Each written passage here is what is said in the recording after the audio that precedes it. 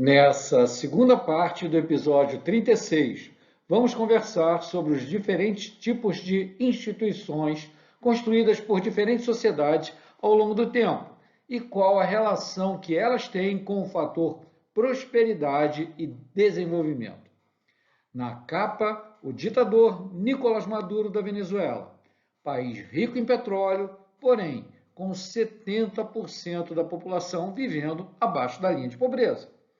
Meu nome é Luiz Azevedo e espero que você goste desse episódio. Como já comentamos nos episódios anteriores, que os fatores como a abundância dos recursos naturais, ou a geografia, ou o clima favorável, ou a determinação de um povo, na maior parte das vezes não são relevantes para explicar o acúmulo de riqueza, o sucesso ou o fracasso das nações. Ao aprofundarem a linha descrita pelos pensadores clássicos como Adam Smith, vários economistas e pesquisadores puderam identificar que o desenvolvimento econômico é, acima de tudo, um processo social. Portanto, é resultado da influência das tradições morais, religiosas, dos costumes que norteiam a organização das relações comerciais e políticas de uma sociedade.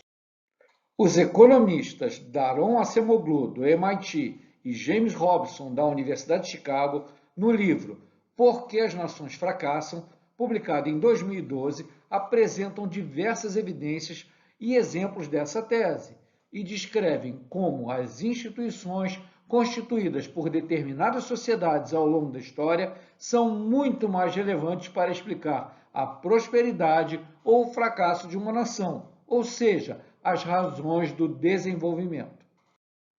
Na base da tese dos economistas sobre o processo de evolução das instituições está a influência do que chamam de conjunturas críticas, que são grandes eventos que perturbam o equilíbrio econômico existente em uma ou mais sociedades. Como exemplos desses eventos temos a da peste negra, na Europa e na Ásia, que matou a metade da população do continente entre 1347 e 1353.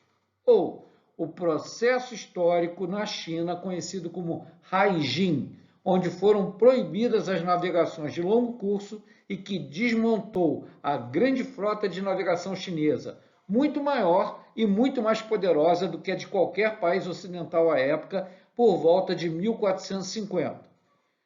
Também a abertura das rotas comerciais do Atlântico entre o século XV e XVI, conhecida como o período das grandes navegações, liderados por portugueses, espanhóis, ingleses e holandeses.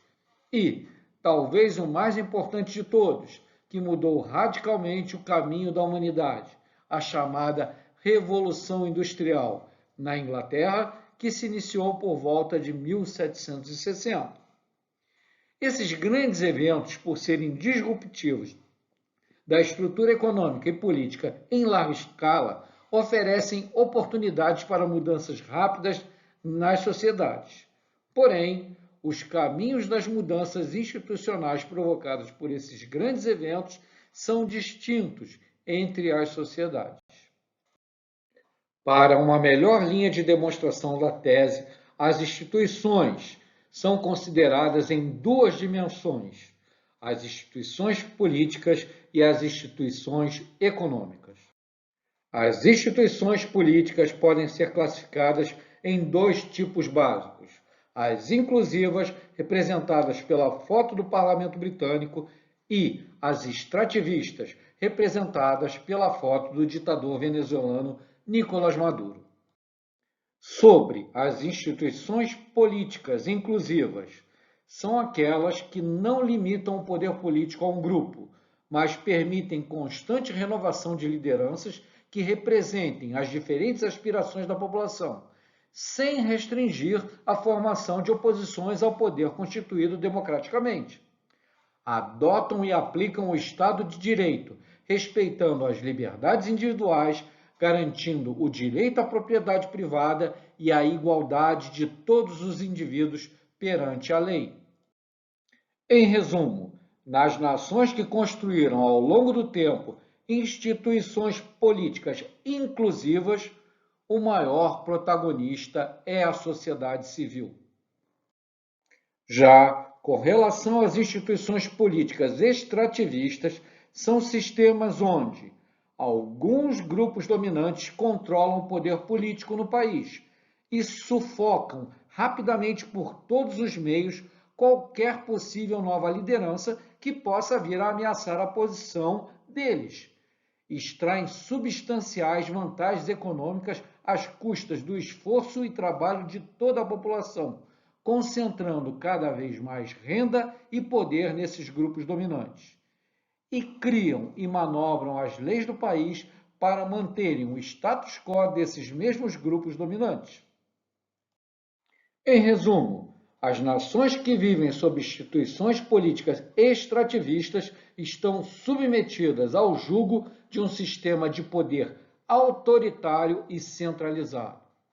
Agora pergunta para vocês, e o Brasil? Sob que tipo de instituições políticas nós, brasileiros, vivemos na prática? As inclusivas ou extrativistas? Deixo a reflexão para vocês. Vamos agora analisar a outra dimensão, a das instituições econômicas, que também podem ser classificadas em dois tipos básicos. As inclusivas, representada pela foto da Times Square, e as extrativistas, representadas pela foto do oligopólio bancário no Brasil. Então, de maneira simples, as instituições econômicas inclusivas são aquelas que garantem a liberdade de iniciativas individuais e de ação dos agentes privados, ou seja, a livre concorrência. As instituições inclusivas não interferem no processo natural da destruição criativa, que é o fundamento da inovação. Elas asseguram a segurança jurídica e respeito aos contratos, o que viabiliza investimentos de longo prazo através de uma justiça rápida e eficaz. Em resumo, nas nações que construíram ao longo do tempo instituições econômicas inclusivas, os grandes protagonistas são os empreendedores e os consumidores. Já com relação às instituições econômicas extrativistas, são sistemas onde o Estado limita a liberdade econômica, através do excesso de regulações e restrições às iniciativas dos agentes privados. Geram séries de obstáculos burocráticos a inovações, protegendo negócios ineficientes e obsoletos. Agem contra a livre concorrência, criando diversas barreiras de entrada de novos competidores, principalmente com fortes restrições ao comércio internacional. Em resumo, nas nações que vivem sob instituições econômicas extrativistas, a população é submetida à exploração econômica. O consumidor não tem alternativas e é obrigado a pagar altos preços por produtos e serviços de baixa qualidade, fornecidos por monopólios e oligopólios mantidos e protegidos pelo poder do Estado. Nova pergunta para vocês. E no Brasil? Sob que tipo de instituições econômicas nós, brasileiros, vivemos? As inclusivas ou as extrativistas? Acho que é bem fácil de responder essa pergunta. Exemplificando, através do caso de dois bilionários, a diferença entre sociedades com instituições inclusivas com instituições extrativistas.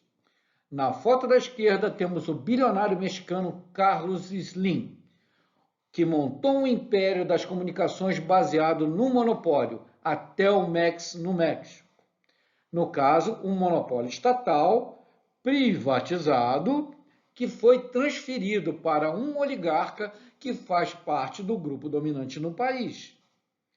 Na foto da direita temos o bilionário americano Bill Gates, o maior acionista da Microsoft, que criou uma fortuna imensa por ter gerado uma revolução tecnológica e inovativa na indústria de software, concorrendo com os gigantes, como a IBM.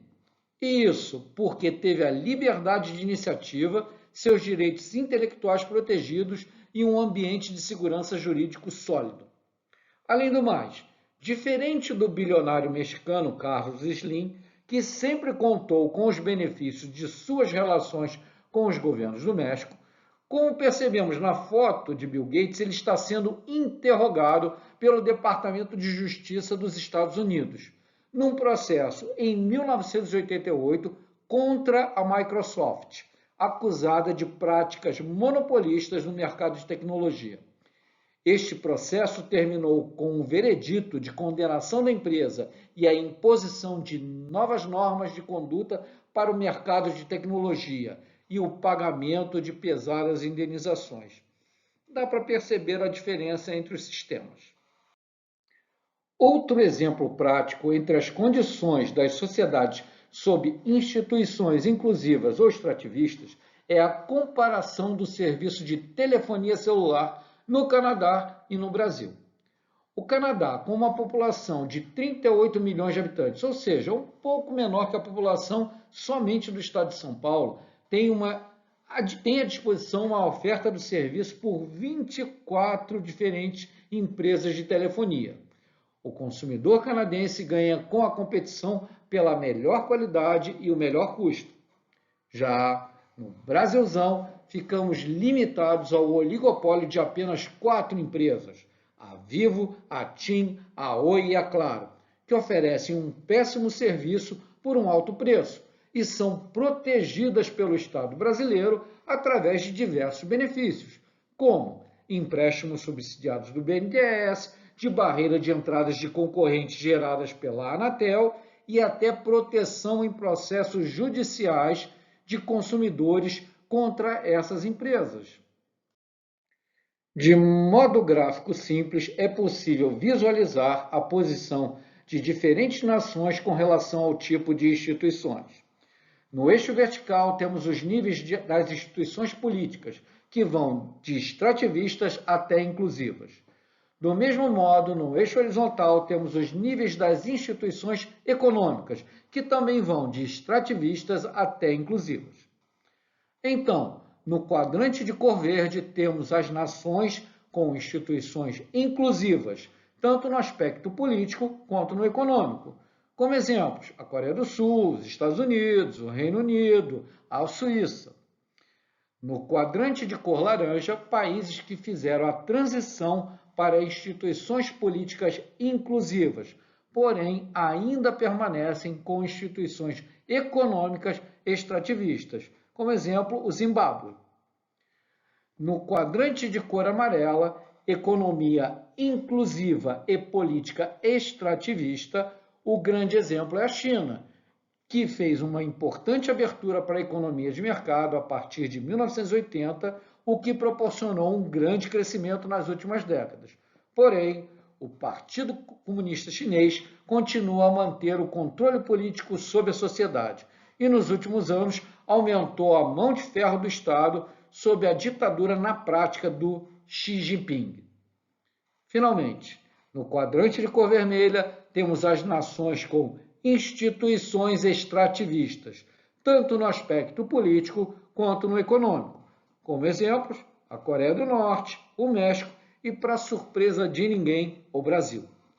No caso Brasil, de economia e política extrativistas, é um país com uma profunda e enraizada tradição e perversas práticas patrimonialistas e populistas, que mantém o país amarrado ao subdesenvolvimento social e econômico. Na terceira parte do episódio 36, conforme a charge ao lado sobre a pobreza endêmica no Brasil, nós iremos conversar sobre os conceitos do ciclo virtuoso e do ciclo vicioso no desenvolvimento de uma nação, gerado pelos diferentes tipos de instituições. Meu nome é Luiz Azevedo e muito obrigado pela sua audiência.